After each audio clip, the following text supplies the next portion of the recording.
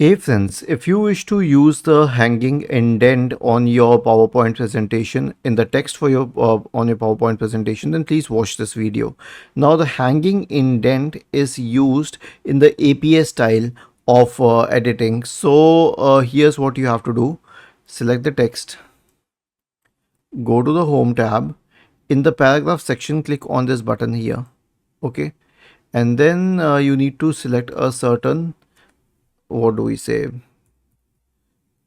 how much you indent you need. Like I need 0.5 centimeter of indent, so I will select hanging indent and then I'll click on OK. Now what does hanging indent mean and how is it different from the normal indent? Indent is basically that space before a paragraph starts, and that is used in many other styles.